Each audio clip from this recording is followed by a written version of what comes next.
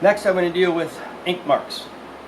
I do a little funny picture there with some Sharpie and blue point, blue ink pen a couple weeks ago. So this had time to set. When ink or marker is on here, the sooner you get it off, the better and quicker it's going to come off. If you don't get it all off, which is not uncommon, you know you can refinish over it. You still want to get as much out as you can. So using a white rag and a Q-tip, I'm going to start mopping this up. The solvent in the product is going to activate this ink, and you'll see it coming off on the Q-tip and on the rag.